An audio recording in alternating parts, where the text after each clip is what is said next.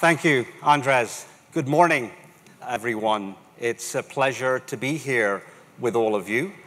Normally, when I'm over in Austin, I'm all suited up and in a meeting with a Texas politician or a regulator. And so I'm delighted to be doing something else. Of course, those meetings are also delightful, but I'm delighted to be here with all of you. The agenda and the conference today, I think, is really today, over the next 2 days, is really very interesting. Many of the topics my team at Direct Energy discuss on a daily basis. And so I was very excited and frankly honored to be able to share some of my thoughts with you this morning. I believe our industry, the energy industry, is extremely exciting. It's hugely exciting. It's hugely strategic. It plays a vital role in society. It plays a vital role around the world.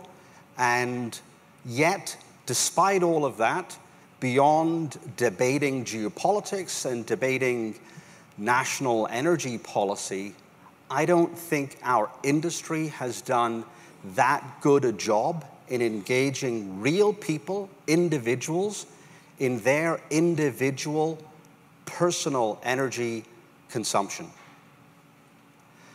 And we need to change that.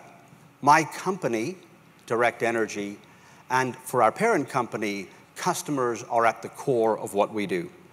We serve some 6 million customers here in North America, and our parent company serves some 16 million customers in the UK. These span real people living in homes all the way through to commercial and industrial customers. For those of you unfamiliar with my company, Direct Energy, we are North America's largest energy and related services company. We serve some 6 million homes and businesses throughout North America, some 46 states and 10 Canadian provinces. And in that, we provide power and gas to homes and businesses and home services businesses where we repair, replace, and maintain energy-related appliances, from air conditioning to furnaces, all the way through to electrical and plumbing needs. We employ some 6,000 people, and last year we recorded revenues of over $11 billion. So for our business, our ability to win and retain customers is at the heart of everything we do.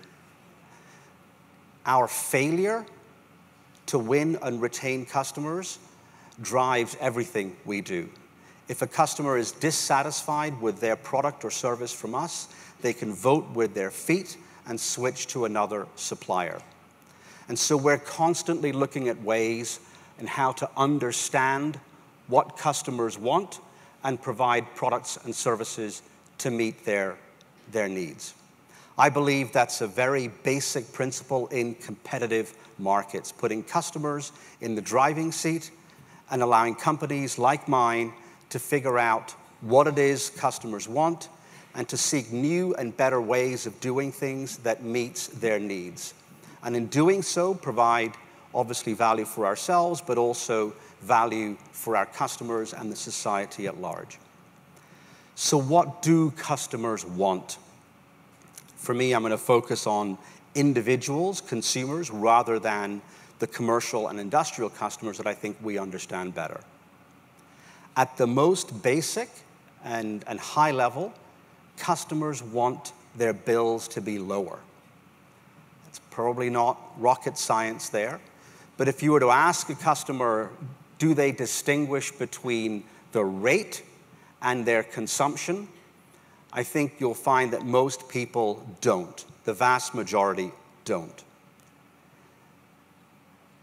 In markets in the United States where there is real competition, as we have here in Texas, companies like mine and others are now developing products and services that allows customers to start to engage in their individual consumption in ways we haven't done before. For instance, we've launched a prepaid product we call Power to Go, where we provide text messages daily to customers telling them how much they consumed that day. that allows them to change their behavior tomorrow, rather than receiving a bill 45 days after the fact when they've forgotten what they were doing that particular day. And that information isn't in complicated, cents per kilowatt hour or per kilowatt hours, it's in dollars and cents. So you know if today was a $2 day or a $7 day. And as you would expect, we are finding people responding. On average, we have seen an 18% reduction in the energy consumption of those customers on that kind of product. That number somewhere in the 75 to 100,000 customers today. We've also launched a product that we call Free Power Saturdays or Free Power Day, where customers are able to select the day of the week where their electricity is free. That allows them to shift, obviously, their consumption to that free day, whether it's their vacuuming, their laundry, or load up their dishwashers, or whatever. That product's still in its early days, but again, we are seeing some level of change in behavior. Somewhere in the single digits, shifting their consumption from one day to another day in the week. We've launched, partnering with a technology company called O-Power, a set of analytics and tools where we are able to email customers weekly and provide customers with an online portal that allows them to understand their consumption, track it, compare it, trend it, compare it to other similar-sized homes in their area, and so on.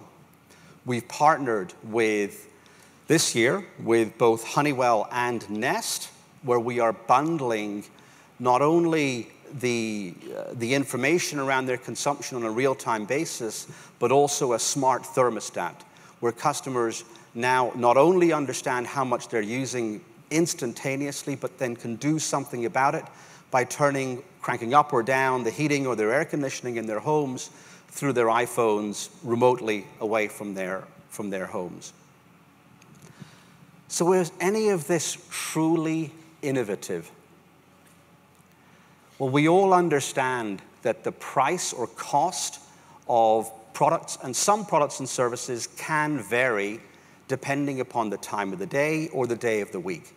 When we buy our airline tickets, for instance, we know that it costs more to fly on a particular day or a particular time of the day. With our phone service, we all understand that long-distance calls can be free. We can choose to have long-distance calls be free at nights and weekends. So we understand that these products and services exist. So why isn't the level of engagement on these products and services higher than it is today? And engagement is a question that my team have really thought about a lot over the last several years. And in our research, we found that customers spend no more than 6 minutes a month thinking about their power bill or their energy supplier. And the rest of the time, they're thinking about their families, their relationships, work, sleeping, eating, TV, sports, you name it. Carnegie Mellon just recently completed some research where they researched customers that were given these programmable thermostats to see what their behaviors and attitudes and responses were. And they found that customers loved the smart thermostats. They loved to be able to control the consumption, cranking the temperatures up or down, away from their homes, and think about how to optimize their energy use. But they also found that after a short period of time, as little as 8 weeks, people started to turn off or switch off. They were just less engaged. Once they'd achieved what they needed to achieve in optimizing their consumption, they weren't that much more interested. So why is it that engagement levels aren't sustaining or aren't as broad as we would expect for such an industry that's as vital as the energy industry? Well, I think there are a few reasons. First of all, we all collectively, I think, view electricity as a public good, an essential service, and something that we should not treat like other private goods. And the result of that philosophy is a profound impact on the ability of restructured markets to give customers what they want. Instead, we make an assumption that all people want is for their lights to be on and for this month's bill to be not that much different from last month's bill. Secondly, we have introduced broad-ranging programs because we don't really understand what people want, whether they're energy efficiency programs or renewable programs that are actually subsidized by everyone, rather than allowing individual customers who want a particular product or service, who value it and are empowered to choose it, are able to select it and pay for it themselves, which is how a market would normally work. And lastly, while we have restructured some of our markets across the United States, we haven't fully restructured them. So for instance, while we serve millions of customers across North America, in the vast majority of states, we show up as a line item on the bill, often without our logo, where our ability to develop a relationship and engage customers is significantly impaired. So what do we need to do? I think we need to do three things. First of all, we need to finish the job of restructuring the markets that we began and allow companies like mine and others to multiply and thrive and compete against each other to win customers' business. Some will win, some will lose, and that's okay. But customers will benefit because they will have companies vying for their attention, for their engagement, and all the while becoming more efficient and, most importantly, driving the innovation that we seek. And there's a role for regulated utilities. It's a valuable role, and that is the safe and reliable delivery of the actual service that we provide in partnership with these retail, consumer-focused companies. For instance, here in Texas, we've rolled out smart meters, and that's the second thing we need. The regulated utilities have rolled out smart meters to almost every home in the state, and retail companies like mine have got access to that real-time data without which we wouldn't be able to do any of the interesting and engaging things I talked about earlier to provide customers with these products and services. And lastly, very importantly, we need technology. We need user-friendly, engaging hardware and software that's pervaded every other aspect of our lives to penetrate the energy sector in ways that it hasn't yet penetrated. We've all seen how the smartphones that we all carry around have fundamentally transformed our behaviors. They have fundamentally altered how we think about what we think we can do and when we think we can do it. I think we all know that there are now, more mobile connected devices in the world than there are humans. And from what I understand, by 2016, there'll be some 10 billion mobile connected devices. We need to bring these three things together, and I believe we will see the levels of engagement with customers that we would normally expect to see in such an important industry.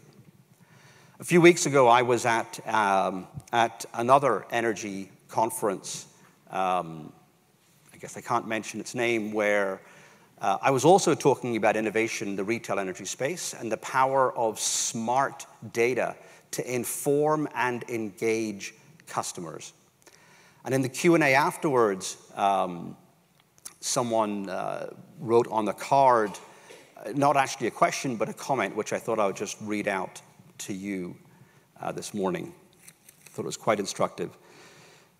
So the individual said, as a customer, thank you for the daily data and emails. We are saving. There are also unintended consequences. My wife has proof that we use 15% more energy when I am in town.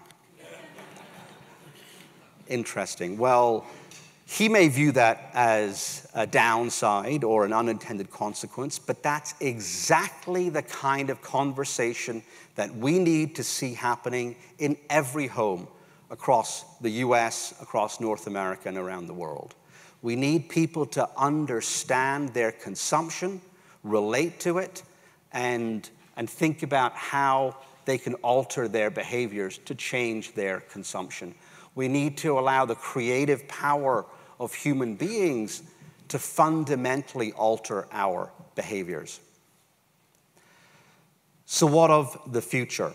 What could the future look like?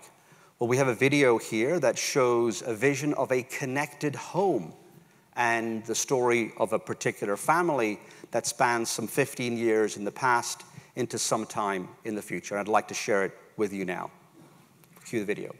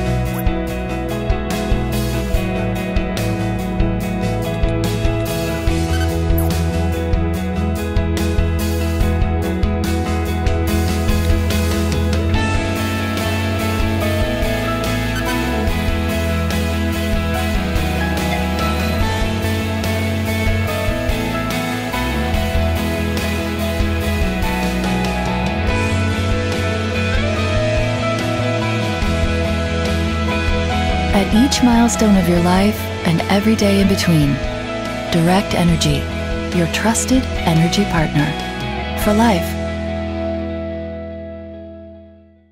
So much of the technology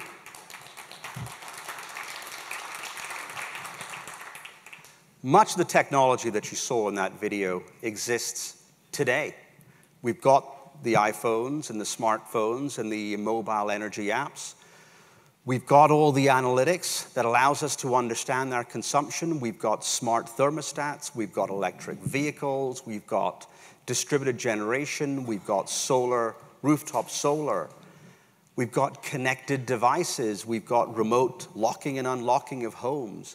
What we're showing in the video is a vision where all of this comes together in a connected home. And I think that is one way where we'll be able to engage people not just once, but continuously throughout their working and professional and personal lives. And I think that for many of you in the room today, over the next couple of days, you may be working on some technology to take this to the next level. And I think that's truly exciting. Before I wrap up, I want to share with you one more vision of how the world might look in the future. When you go home tonight, or whenever you go home, if you're coming from afar, take a look at your electricity bill. And I ask you to do two things. First of all, do you get it? Do you understand what you're paying for? And secondly, how empowered do you feel to do something about it?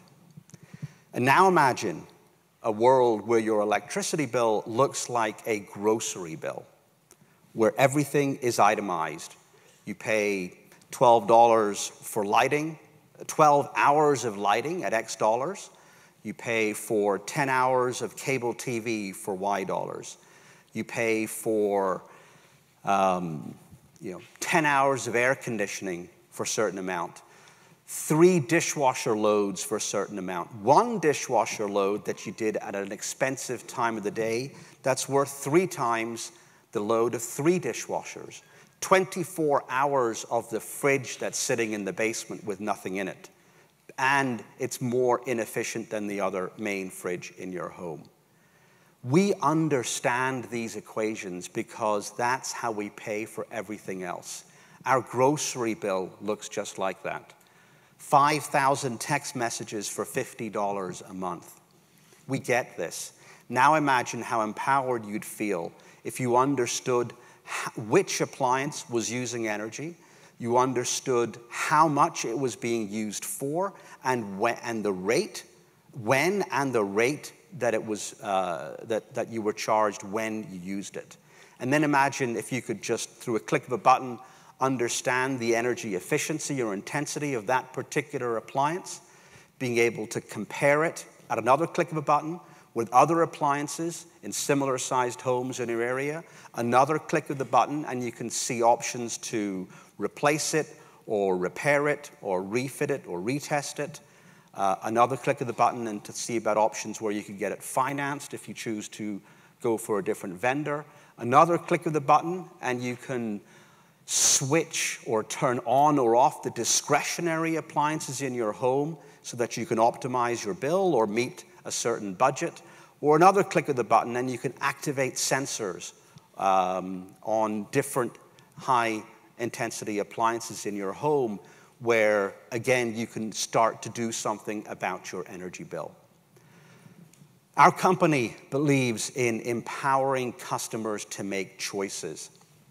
Choices on their energy supplier, choices on the rate, choices on how much energy they use, when they use it, and where it comes from, and so on, how they want to be reached or connected to. And our vision is to build a company that brings all of this to bear to make a difference in people's lives. Thank you for listening and for hearing me. It's been a pleasure to be here today, and I hope you enjoy the rest of the conference. Thank you.